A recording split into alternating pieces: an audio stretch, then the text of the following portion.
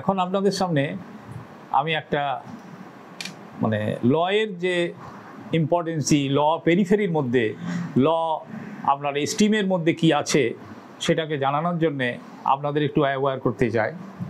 এই ল সাবজেক্টে আমরা যদি ঠিকমতো উপলব্ধি করতে পারি তাহলে আপনাকে আধ্যাত্মিকতা অবলম্বন করতে হবে। কৃষ্ণ গীতায় যে বাণী বলেছে সেই গীতার বাণীতে কিন্তু সারা পৃথিবীর যত ল আছে এই ল ইনভলভ আছে। আধ্যাত্মিকতা না ফলো করলে আপনি সেন্স পাবেন না। Law is nothing in your common sense or the good sense in your life, and you should be an ordinary prudence man. যেটা আপনাকে চিন্তা করতে হবে, ভাবতে হবে আমি একজন মানুষ, সেই মানুষ হিসাবে সমাজের অ্যাপ্লিকেশন আপনাকে দিতে হবে। সমাজের শ্মশান হচ্ছে কোর্ট। যেমন আমরা মৃত্যুর কোনো যদি হয় তখন মৃত্যু শ্মশানে যায়, শ্মশানেই তার শেষ হয়ে যায়, সেরকম সমাজের আপনার বিচারের অবস্থা হচ্ছে আপনার শ্মশান হচ্ছে আপনার কোর্ট। এই কোর্টে একদিন যেতেই হবে, যদি তার ডিসপিউট হয়, সামাজিক সম্পত্তি রাখতে গেলে তাকে যেতে হবে। এই সামাজিক সম্পত্তিকে রাখতে গেলে তাকে যেতে হবে। দুটো প্রসিডিওর আপনাকে সমাজতন্ত্রের মধ্যে আছে। একটা হচ্ছে সিভিল, জমি জায়গা ডকুমেন্টারি যেগুলো আছে সবই আমরা সিভিলের মধ্যে পড়ে যায়, আর বাকি ক্রিমিনাল, মারপিট, দাঙ্গি, ডিফামেশন, মানহানি, সমস্ত কিছু আপনার ক্রিমিনালের মধ্যে পড়ে যায়। এই ক্রিমিনালের দুটো পার্ট আছে, আইপিসি আর সিআরপিসি। আর সিভিল প্রসিডিওরের একটাই পার্ট আছে সিভিল প্রসিডিওর কোড। আর বাকি আপনার সাবস্ট্যান্টিভ ল আছে, তাকে হেল্প করে বিভিন্ন রকমের ট্রান্সফার প্রপার্টি, তারপর আপনার এভিডেন্স ইত্যাদি সব কিছুই আপনাকে ওই হেল্প নিয়ে এই সিভিলকে প্রমাণ করার জন্যে, সিভিল স্যুটটাকে প্রমাণ করার জন্যে আপনাকে করতে হয়। এদের মধ্যে আমাদের কোর্ট আছে দুটো, তিনটে, চারটে, পাঁচটা, অনেক রকম বিভিন্ন রকম কোর্ট আছে। কী আছে? অ্যাডমিনিস্ট্রেটিভ লয়ের একটা কোর্ট আছে যেগুলো অ্যাডমিনিস্ট্রেটিভ ল ফলো করে। যেমন আমরা central administrative tribunal, state administrative tribunal, তারপরে সিজিআইটি, আমরা এই সমস্ত ল আছে অ্যাডমিনিস্ট্রেটিভ কোড। এগুলো অ্যাডমিনিস্ট্রেটিভ অর্ডার পাস করে। এরা কিন্তু স্যুট পাস করতে পারে না, স্যুটের কোনো অর্ডার পাস করতে পারে না। আর এদের যে আমাদের যে সিভিল প্রসিডিওর কোড, সিভিল প্রসিডিওরটা একমাত্র সিভিল প্রসিডিওর যেগুলো সিভিল কোর্ট আছে, অর্থাৎ সাবঅর্ডিনেট কোর্ট যেগুলো আছে এবং হাইকোর্ট এবং সুপ্রিম কোর্ট, এই প্রসিডিওরে লাগে। আর বাকি অ্যাডমিনিস্ট্রেটিভ কোড যেগুলো আছে সেগুলো আমাদের civil procedure code in toto follow করতে হয় না। ওটা আলাদা অ্যাডমিনিস্ট্রেটিভ রুল আছে, অ্যাডমিনিস্ট্রেটিভ ল আছে, সেই অ্যাডমিনিস্ট্রেটিভ লর গাইডলাইন অনুযায়ী চলতে হয়। তো অ্যাডমিনিস্ট্রেটিভ কোড যেটা মেন ইম্পর্টেন্স হচ্ছে, এরা কিন্তু জাজমেন্ট পাস করতে পারে না। জাজমেন্ট একমাত্র সিভিল প্রসিডিওর যারা ফলো করে, সিভিল কোর্ট একমাত্র জাজমেন্ট অ্যান্ড ডিগ্রি পাস করতে পারে। তো আমাদের এরকম বিভিন্ন রকমের আছে। তো একই স্যুট আছে, বিভিন্ন ডিগ্রি আছে। হয় কি এক স্যুটে একটাই ডিগ্রি হয়, কিন্তু একটা স্যুট আছে যেটাতে partition degree, preliminary and final, এই দুটো ডিগ্রি হয়। এই একটাই মাত্র স্যুট আছে, তাই দুটো ডিগ্রি হয়।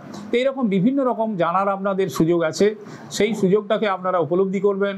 আর আধ্যাত্মিকতাকে ফলো করে সমস্ত, যেমন ম্যারেজের উপর আধ্যাত্মিকতা ফলো করে আমাদের কোন মতে বিয়ে হচ্ছে, স্যাক্রামেন্ট আছে, অ্যাডপশনে স্যাক্রামেন্ট আছে, রেজিস্ট্রেশন আছে। তাহলে স্যাক্রামেন্টের ইম্পর্টেন্সই কী আছে?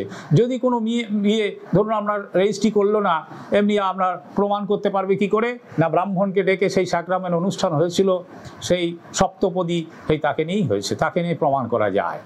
এইভাবে আমরা যেমন একটা প্রহিবিটেড ডিগ্রি বলে, প্রহিবিটেড ডিগ্রিতে বিয়ে হয় না। মুসলিমদের প্রহিবিটেড ডিগ্রিতে বিয়ে হয়, কিন্তু হিন্দুদের হয় না। তাহলে হিন্দুদের সনাতন ধর্মের যে প্রথম গাইডলাইন, যে ইনিশিয়াল গাইডলাইন দিয়েছে যে এই সনাতন ধর্মের সপিণ্ড রিলেশন যেটা আছে তাদের মধ্যে বিয়ে হয় না। তাহলে সপিণ্ড রিলেশনটা কি? দেখুন আমরা বিভিন্ন রকমের গোত্র পাই। এই যে শাণ্ডিল্য গোত্র, মধুকুল্য গোত্র, কাশ্যপ গোত্র, এই সমস্ত গোত্রের মনু থেকে আমাদের তখন মুনি ঋষিদের থেকে এই গোত্রগুলো এসেছে। সেই গোত্র বলে সমগোত্রে বিয়ে হতে নেই। কেন না সমগোত্র মানে একই গোত্রের মুনি ঋষিদের একই ছেলে মেয়ে, তাই জন্য বিয়ে হতে নেই। এটা হচ্ছে প্রহিবিটেড ডিগ্রির মধ্যে আছে। অতএব সবই কিন্তু সুপ্তভাবে, কনসিডভাবে আমাদের এই আধ্যাত্মিকতার যে সমস্ত সাহিত্য, সেই সমস্ত আপনার ধর্মের নিয়ে যে বই আছে, সেই বইয়ের মধ্যেও কিন্তু ল আছে। ধর্ম ছাড়া ল পরিস্ফুটভাবে দেখতে পারি না। অতএব আপনাদের আধ্যাত্মিকতা অবলম্বন করলে আপনারা প্রকৃত লয়ার হতে পারবেন। আর লয়ার হচ্ছে কমন সেন্স। সারা 3 দিন আর্গুমেন্ট হয়ে আপনার বিভিন্ন ল দেখালো, কিন্তু একটা যেমন ম্যারেজ অ্যাক্টের ওপরে, একটা ক্রুয়েলটির ওপরে একটা আমি মামলা শুনেছিলাম, আমার হাইকোর্টে দেখেছিলাম। তো যাই হোক, সেই লাস্টের দিকে কী বললেন জানো তো? যে শত ক্ষমা যদি করিলে না প্রভু, কি করে বুঝিব যে তুমি বেসেছো ভালো। কোনো আইনে লেখা নেই, কিন্তু এর যে ইনার মিনিং, এর যে আপনার প্রকৃত মিনিং, মিনিংটা আমরা আধ্যাত্মিকতা থেকে পেয়েছি। শত ক্ষমা যদি করি না প্রভু, তার মানে হাজার ক্ষমা করতে হবে। It is the part of the husband to excuse to some extent to the wife offences, otherwise the real love and affection has not bin.